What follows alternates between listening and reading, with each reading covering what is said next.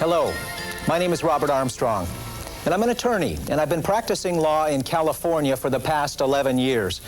And I practice in the area of trusts and estate planning, and that's the only area that I practice in, is creating something called a living trust, making sure that all of your wealth goes to the people and the places that you want them to go to. Not where a bunch of attorneys say they should go, not where the government tells you it should go, but where do you want it to go? And you know there are some powerful obstacles out there preventing you from passing the property to the people and places that you want them to go to. And that's what we're here to talk about. We're going to talk about the 3 evils of estate planning. Number 1 is something called probate. Probate is not the only evil, however. We also have to talk about death taxes. Now that's what happens when you die and the government gets its big hand into your estate and takes a lot of your wealth out to pay for its government programs. And the final evil is an evil I think that many of you are unaware of. And it's becoming something that you should protect yourself from. It's something called a conservatorship, and it happens before you die. That's what happens if you become disabled. Conservatorship is a legal proceeding in the court where the attorneys are appointed to manage your estate, and it's very expensive, time-consuming, and many people think humiliating. Those are the 3 evils of estate planning, and the way I want to explain it to you is to talk about a couple of people, or a couple of real people, a man by the name of Bill and his wife Mary. Bill and Mary are like about 70% of the American population. The Bar Association tells us that 70% of you don't have any estate plan at all. You don't have a will, you don't have a trust, you don't even have a scrap of paper anywhere in the world that would tell your family or your friends where you wanted your estate to be distributed if you were to die tomorrow. Does it sound familiar to some of you? Well, Bill and Mary were no different. But Bill had a heart attack last year. It wasn't a serious heart attack, but it was enough to make the family realize that they better do some planning. And so you know what they did? They did what every family does that does estate planning. They called up a lawyer, and they asked the lawyer to write them what? Well, you said it, I'm sure, to yourself. Asked them to write a will. Because we've been telling you for years that you should have a will when you die. You know, it should be current when you die, it should be updated when you have kids, and it should be updated if you get married. But in my estimation, ladies and gentlemen, a will is the most dangerous document that you can use to plan your estate. I hope you're shocked. It's dangerous not just because I say so. It's dangerous because it's an engraved invitation into the probate court. It's an engraved invitation into the clutches of my profession, the legal profession, and we have to be honest here today. We've been getting fat and rich for years off of your deaths because when any one of you dies, the estate has to go through probate. And we handle the estate in probate, the legal profession, and we charge a lot of money. And I think you'll be surprised just how large the fees are going to be. But Bill and Mary didn't know anything about that. They just thought they needed a will, like most of you thought. It's the all-American estate plan. Husband dies first, it goes to the wife. Wife dies first, it goes to the husband. It's split up among the children after both of them are gone. About 6 months after Bill signed his final documents, he had his second heart attack. And this time he wasn't quite so fortunate. This time he died.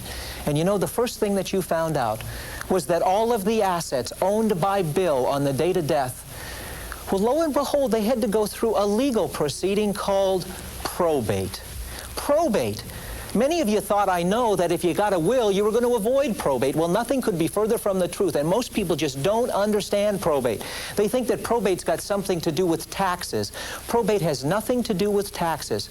Probate is simply a legal procedure that has a modest objective.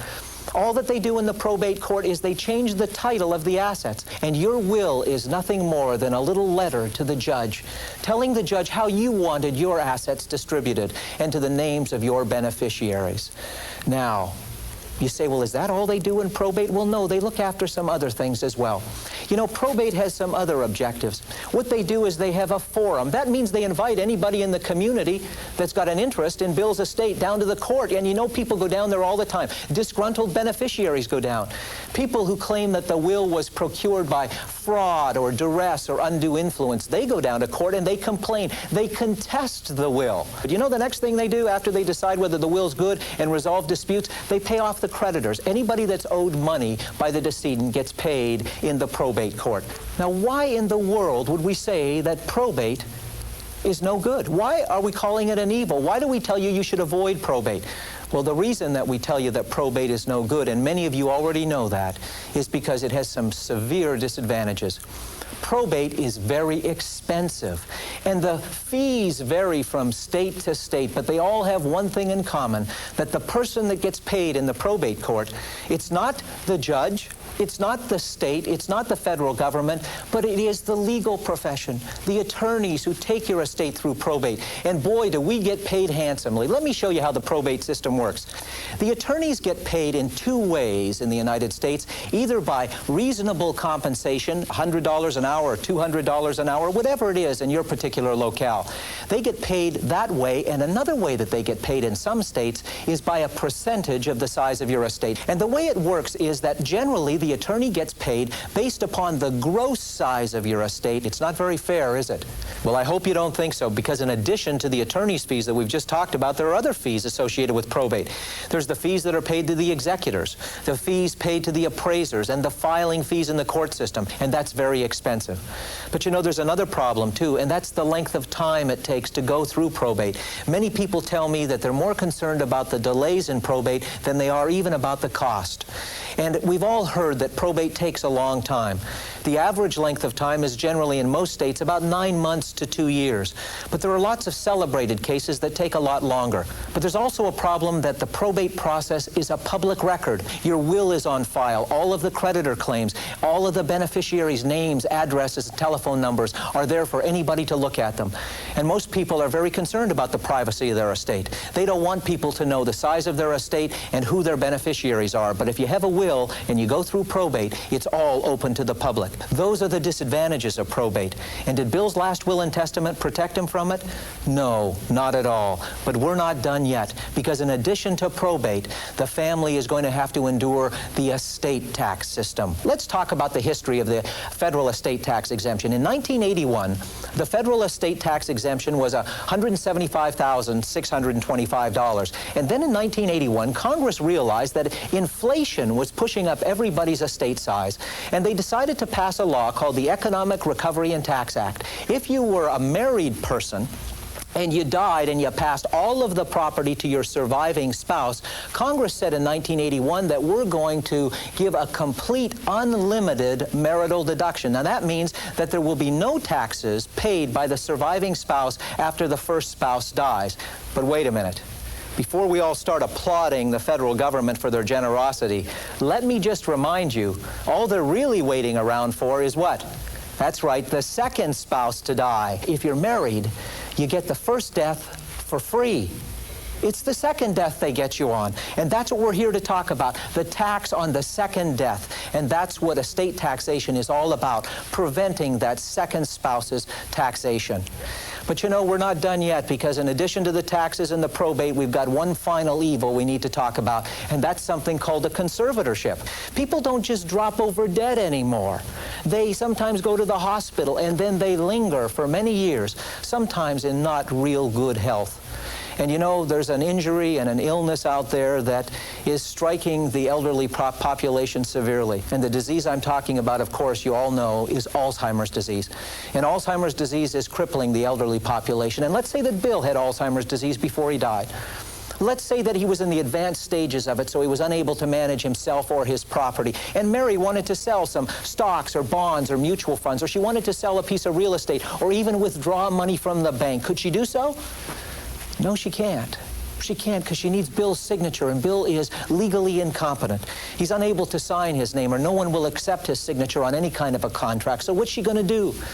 Well, her friends say, Mary, why don't you go down to the probate court of the Superior Court, or whatever the court's called in your jurisdiction, and say to that judge, Your Honor, I want to be named as the person to manage Bill's half of the estate. The judge would probably say, Mary, fine, we'll name you as the conservator or the guardian of Bill's half of the estate. But Mary, I want you to realize that you're now a fiduciary in the eyes of the law. That means you must act with the highest degree of good faith and fair dealing. And so what we would suggest you do, Mary, is to divide up the assets, half in Bill's account and half in your account. And when you receive any money in, like for dividend checks or pension checks or Social Security checks, you put half in Bill's account and half in your account. When you go to the grocery store and you buy $10 worth of groceries, pay for 5 of it out of Bill's account and 5 of it out of your account. And Mary, we want you to keep scrupulously accurate records of everything you do with Bill's half of the property. And most state courts require that the conservator, Mary, would have to file reports with the court on an annual basis. And these are sometimes called inventories and accountings. And Mary would have to account for every cent she received on Bill's behalf and every cent that she spent. Now, Mary probably doesn't know how to do that. So guess who she has to hire? She has to hire attorneys. She has to hire accountants to provide these reports to the court. And this would cost a lot of money. Now, I want to ask you, did Bill's last will and testament protect him from a conservatorship? No, it didn't protect him at all. Did it protect him from a probate? No, it didn't protect him from a probate. He didn't make out too badly on the taxes because he had the unlimited marital deduction. But you know, now, Mary's alone, isn't she? Bill's dead, and Mary's got the whole estate. But you know, before Mary dies, she gets old. She gets disabled. She's unable to manage the property anymore. You know, she forgets to pay the gas and electric bill and the water bill, and she forgets to balance the checkbook. Now, she's going to need some help. But you know, Mary went through the experience with Bill. And so she decides to nominate one of her kids to be the conservator for her if that ever happens to her. And they picked Susan to handle the family finances in the event that Mary became disabled. And so Susan, just like her mother Mary had to do for Bill years before, Susan has to take Mary through the conservatorship process, has to go through the expense of hiring an attorney and an accountant, the humiliating experiences of reporting on an annual basis everything that she spent and everything she received on Mary's behalf. And by the way, did Mary's last will and testament protect her from a conservatorship? No, it didn't. And so this document, this last will and testament they got, has not served this family very well, has it? Is there another way? Is there a way to avoid all of the problems inherent with a will? Well, I'm sure that you understand that there is a way, and that's what this tape is all about. And the way to avoid these problems is with something called a living trust.